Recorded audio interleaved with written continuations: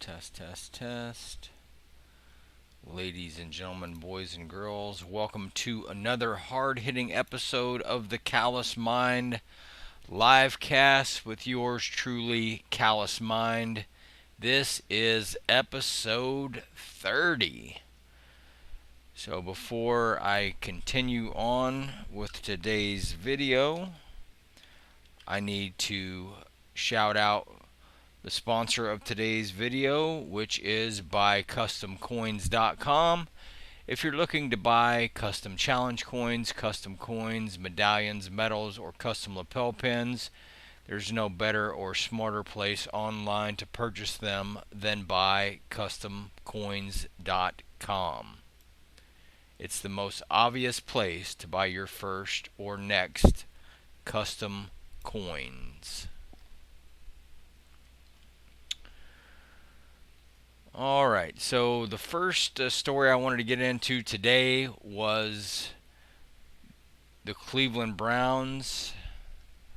And this is kind of in honor of my friends Jason and Jared, that I care about the Browns. And I also, I kind of like Baker Mayfield. I think he can be a cocky little bastard sometimes, but he went to OU, so I've kind of followed him on into the NFL.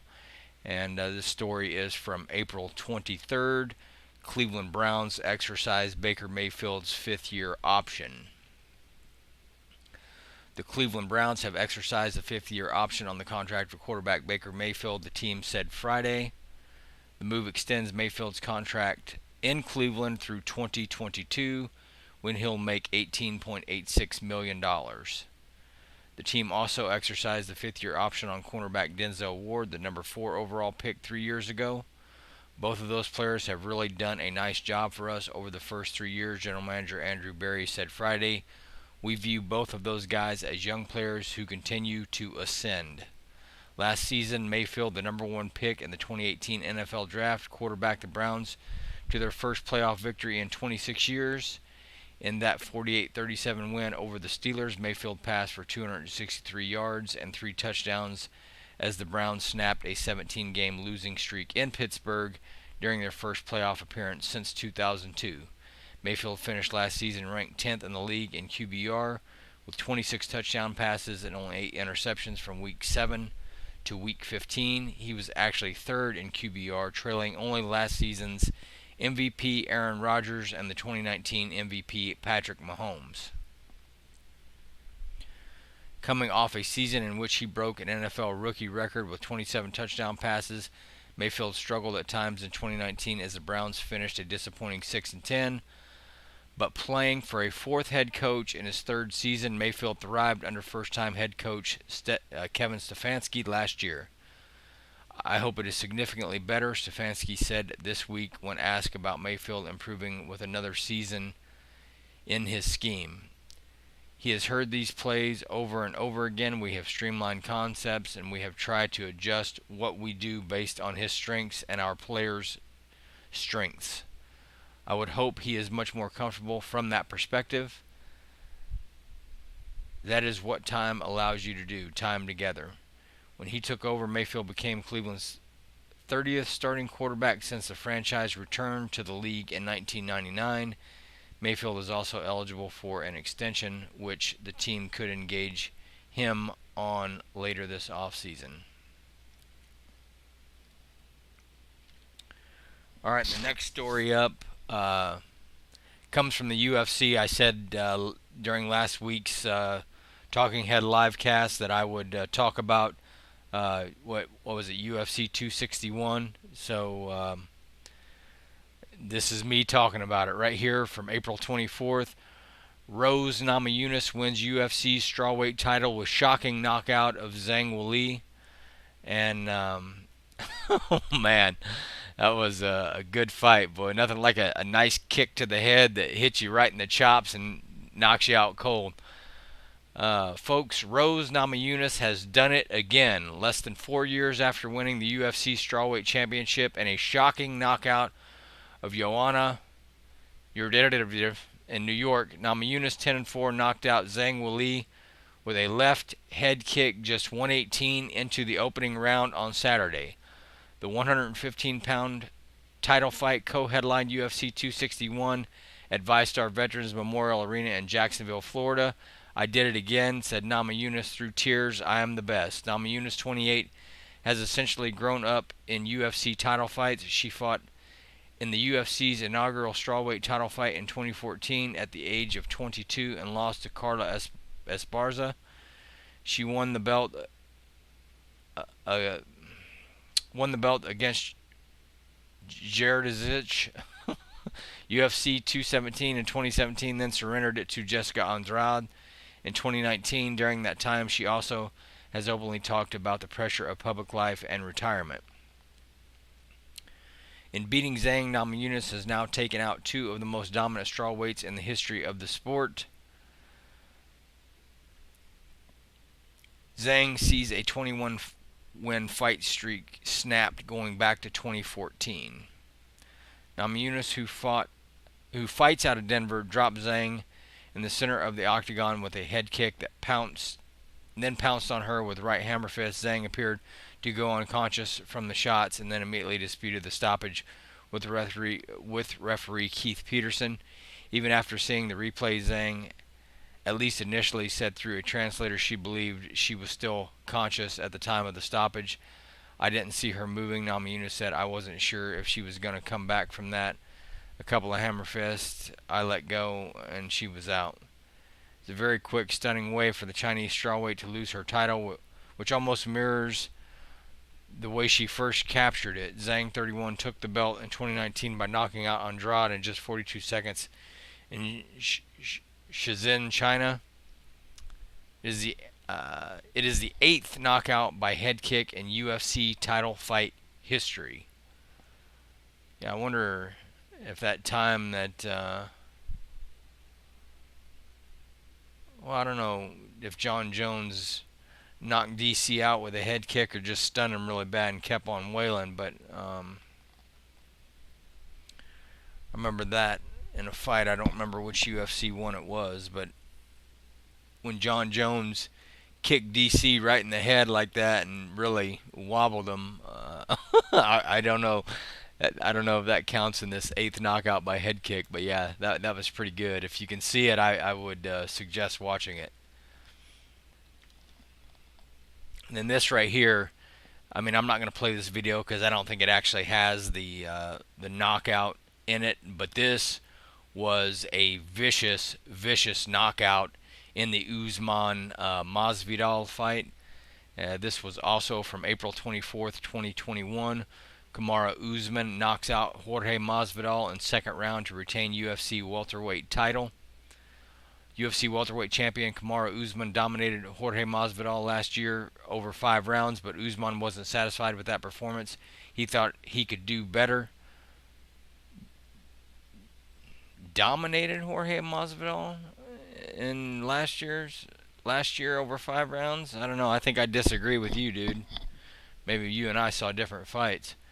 Usman put a stamp on his rivalry with Masvidal on Saturday night, dropping Masvidal with a crushing right hand and following up on the ground for a knockout victory at 1 minute 2 seconds of the second round in the main event of UFC 261 in Jacksonville, Florida. With the victory, Usman defended his 170-pound title. It was the first time the famously durable Masvidal has been finished by KO/TKO since 2008. There's 2 setups to that right hand that I just envisioned them landing. That was one of them. I just had to stay composed. I was going to find a Usman set of the knockout blow. I needed to put a definitive finish on that chapter, and I did that tonight, he added. At the post-fight news conference, UFC President Dana White said Colby Covington is next for Usman in what would be a rematch of their December 2019. Let's see. Let me repeat that. At the post-fight news conference, UFC President Dana White said Colby Covington is next for Usman in what would be a rematch of their December 2019 bout, which Usman won via 5th round TKO at UFC 245. ESPN has Usman ranked number 2 in the world on its best pound-for-pound MMA fighters list coming in. At welterweight, ESPN has Usman at number 1, Masvidal at number 7. Now Usman has to be considered one of the best in the world currently, and the questions will begin about where he stands on the all-time list. With my fundamentals, I am the pound-for-pound best fighter on the planet right now, Usman said. White even went further, saying Usman is one of the best ever, and he's on his way to probably being the greatest of all time. When you go in and you beat the guys who are looked at as the best in the world at that time, and you beat them twice and you beat them convincingly, it's all part of cementing that legacy that this guy is going to have someday, White said. The bout took place at ViStar Veterans Memorial Arena, the first UFC event with a capacity crowd during the COVID-19 pandemic, as 15,269 people were in attendance according to the UFC. At UFC 251 last year, Usman, 19-1, beat Masvidal via unanimous decision in fairly one-sided fashion, but Masvidal came into that fight on just 6 days' notice after Usman's initially scheduled opponent, Gilbert Burns, tested positive for the coronavirus. Usman, 33, now has his 4th straight title defense and his 14th straight UFC victory. He has the 2nd longest winning streak in UFC history. Only Anderson Silva has more consecutive wins. You elevated me, Usman said to Masvidal. You made me get into the workshop. I told everybody I'm still getting better. The sky is the limit for me as long as I'm doing this. Saturday's title defense was especially emotional for the Nigerian fighter.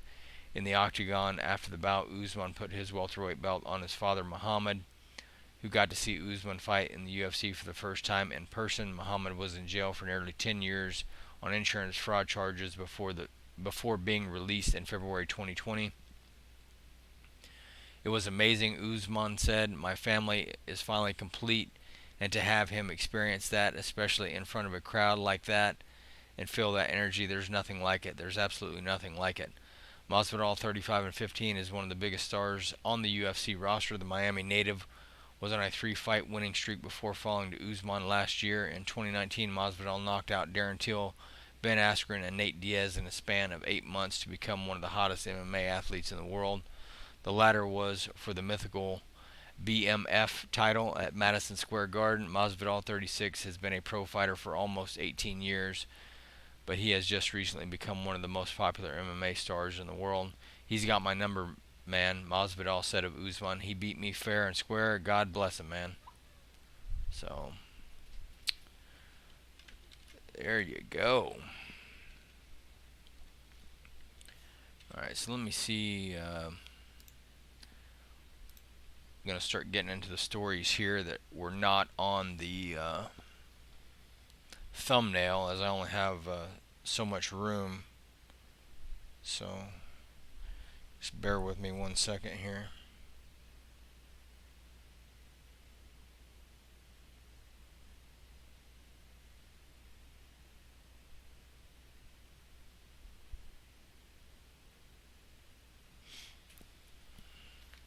Got to get a drink too and wet the pipes, so just bear with me 1 second here.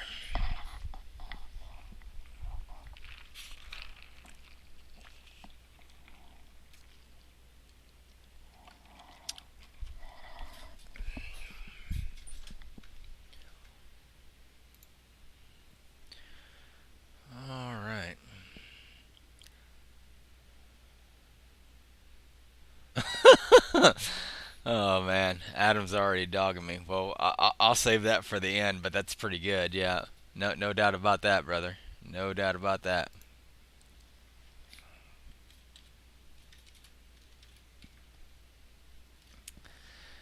All right, so next up was NFL owners okay replay change, other new rules for 2021 season. This was from April 21st. NFL owners approved a series of new rules Wednesday for the 2021 season, including one that will expand the influence of replay officials amid ongoing demands from coaches for more oversight of game day officials. Owners rejected more robust proposals for a full-time sky judge, including one from the Baltimore Ravens that would have created a booth umpire.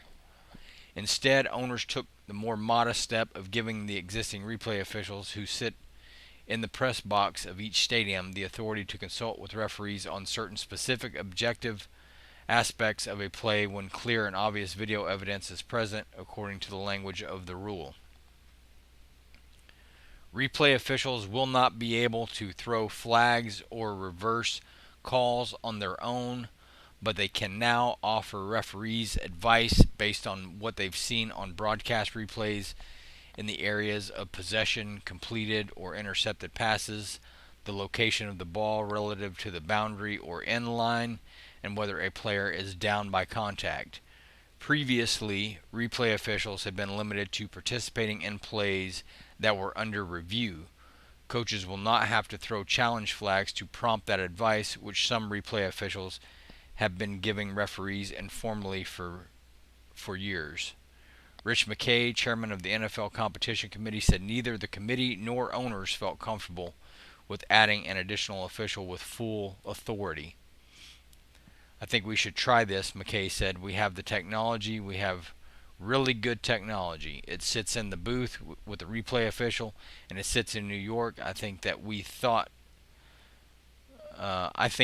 thought and what the coaches subcommittee thought was, let's use that technology and let's try to improve the crew. I do get nervous when it goes beyond that. In other news regarding Wednesday's votes, NFL owners approved a relaxation of rules for the numbers that players of certain positions can wear because of expanded practice squads. Running backs, wide receivers, tight ends, defensive backs, and linebackers can all wear numbers in the single digits now if they choose. Based on pre-existing NFL rules, players who want to change their numbers this season will have to buy out the inventory of the NFL manufacturing partners. This wouldn't apply to players who give notice in 2021 that they want to change numbers in 2022. Approved a one-year experiment in an attempt to make it easier to recover onside kicks. In 2021, the receiving team on kickoffs will be limited to 9 players within 25 yards of the ball. Last season, NFL teams recovered only 3 of 67 onside kicks, the lowest total and recovery rate since at least 2001. As a result, the Philadelphia Eagles proposed that teams be given an option to gain 15 yards on one offensive play from their own 25-yard line to retain possession after a score. Tabled a rule that would have expanded the area where players are prohibited from blocking below the waist. McKay said that there is enough support to pass the rule now, but that several teams had questions that will take some time to address. It could be revisited next month. Eliminated overtime in preseason games. Changed a rule that will now force a loss of down if 2 passes are completed behind the line of scrimmage. Approved a rule change that ensures the enforcement of all accepted penalties during successive try attempts. Defined an opportunity for a team to score 1 or 2 additional points during one scrimmage down. Did not act on a spot or choose proposal from the Ravens for the winner of the overtime coin toss. In that scenario, the team would have the option to choose either which team will have the first possession of overtime or where the ball would be spotted. Decided to include taunting among its points of emphasis for 2021. McKay clarified that the emphasis would be directed not at celebrations but toward acrimonious interaction among players. Tabled a proposal from the Buffalo Bills that would have pushed back interviews for general manager and head coaching positions until after the championship round of the playoffs and would have prevented hires until after the Super Bowl. It will be further studied. Completed a study of the sharp drop in offensive holding during the 2020 season. McKay said that Walt Anderson, the NFL's senior vice president of training and development, would clarify the standard and put together a video for teams to consume before the 2021 season. So, there you go. Alright, so let me see what else I got out here that was actually really worth talking about.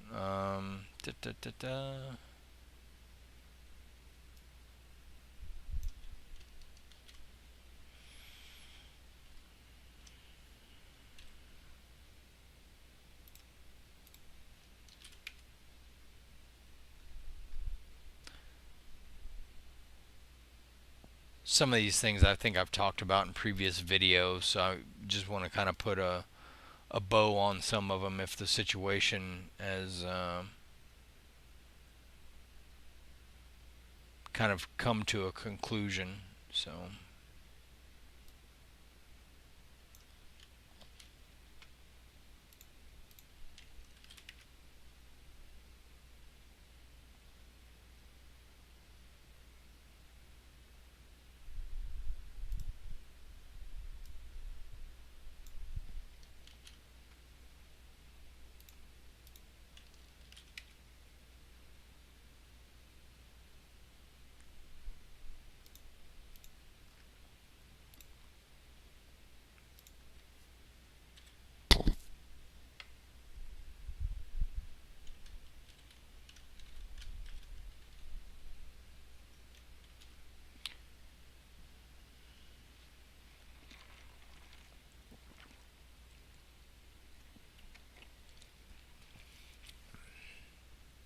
Okay, so this one was from April 21st.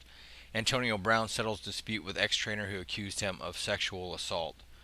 Antonio Brown has resolved a civil dispute with former trainer Brittany Taylor, who in a 2019 lawsuit had accused the wide receiver of sexually assaulting her. A settlement was reached, but per the agreement, no terms can be disclosed, a source told ESPN's Jenna Layne. Antonio and Brittany have been friends for over a decade. Several years ago, they almost became business partners. Recently, they were involved in an aggressive litigation. Having reflected on their relationship, both feel that the time has come to move on. Antonio is grateful for Brittany's excellent training assistance. They are pleased that Antonio is doing so well with the Bucks and has a ring. Their dispute is resolved, and they wish each other great continued success. Taylor's attorney, David Haas, said in a statement, Brown is currently a free agent after playing for the Tampa Bay Buccaneers last season. General Manager Jason Licht said Wednesday that the Buccaneers will continue to discuss a possible return for Brown. We've had discussions throughout the offseason, and you can tell we've put an emphasis on bringing back our players from last year that contributed to our success, and he'd be no different, so we'll continue to have talks and see where it goes. Let's see, the article goes on. In her lawsuit, Taylor said that Brown sexually assaulted her on 3 occasions in 2017 and 2018. Before that suit's filing, Brown and Taylor had entered into settlement talks, with sources telling ESPN's Jeff Darlington in 2019 that Brown declined to sign a $2 million plus agreement. Brown countersued Taylor in 2019 for defamation and interference with his NFL contracts and endorsements. Brown and Taylor knew each other at Central Michigan before Brown entered the NFL draft in 2010, and the document states that the two had cursory communications from then until 2017. According to Taylor's lawsuit, she and Brown met in a Bible study group at the school and became friends, then fell out of touch for several years before reconnecting in June 2017, with Brown hiring Taylor, who was a gymnast at Central Michigan, to assist in his physical training. New England Patriots released Brown in 2019 after the lawsuit was filed. Brown had joined New England after being released by the Raiders earlier that year, but played just one game for the Patriots. The NFL investigated the allegations and suspended Brown for the first 8 games of the 2020 season for multiple violations of the NFL's personal conduct policy. He signed with the Buccaneers last season just before their Week 9 game against the New Orleans Saints. Brown, 32, led the Bucs in receiving targets over the final 5 weeks of the regular season and did not record a single drop in 2020. He also caught a touchdown pass from Tom Brady in the Buccaneers' Super Bowl LV victory over the Kansas City Chiefs. Brown spent the first 9 seasons of his career with the Pittsburgh Steelers and was a 7-time Pro Bowl selection and 4-time first-team All-Pro.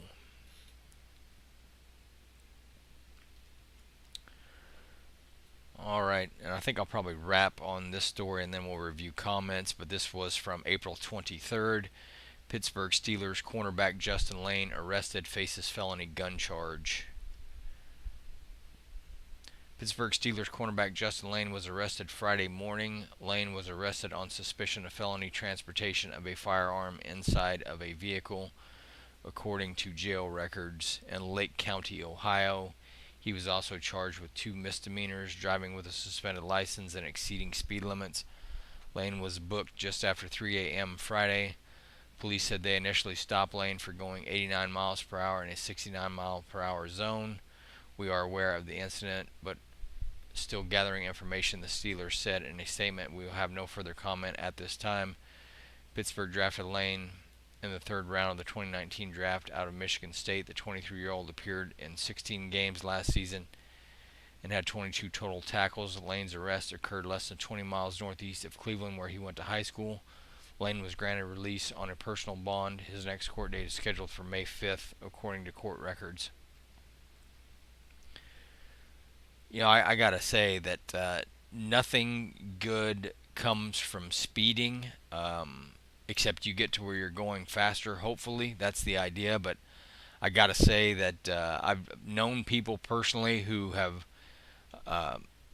been pulled over for speeding when they were out drinking, and then they subsequently got a DUI. So usually the speed part is the spearhead, and you don't want to you don't want to get stabbed with the rest of the spear. So if you're gonna speed, do it probably within 15 miles of the limit. This guy was damn near 30 over, so yeah, he drew the ire of the police, especially at that time of day. So that I would think that if he had been doing like maybe 70, he might not even got pulled over, and none of this would have ever happened. So take that to heart, kids. If you're going to speed, keep it within 15 miles an hour over the speed limit.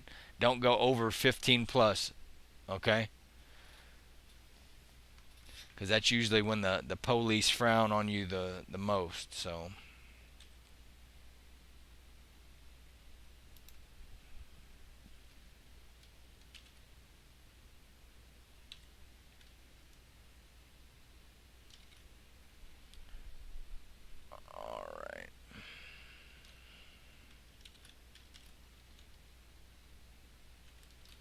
all right, so let's see what Adam said here. That first one's funny. I'm not sure which is tougher, actually fighting UFC or listening to you pronounce some of the fighters' names. That's true, man, but that's tough. That's tough. Last year's onside kick rules killed the play entirely and made it ridiculously impossible. Hopefully the new rules bring it back as a viable play again. Yeah. Yep, couldn't agree more. Antonio Brown met that chick in a Bible study class. Well, that's the story, man. I'm just reading it, dude. At least Layne had a gun in his car and not in his sweatpants at the club, a la Plaxico Burress. Yeah, I know it, man. And you know, with Plaxico Burress being in New York, and they're very very hardcore anti-gun. So it's man, haven't heard that name in a long time, Plaxico Burress. That's funny. All right, well, I want to thank you, Adam, for joining me, and everybody else for watching if you did. And don't forget to like, subscribe, and share. And until next time, please, please, please be good to yourselves and each other. And I will talk to you, beautiful viewers, next week. God bless, and be good out there. Please don't burn down cities. Later.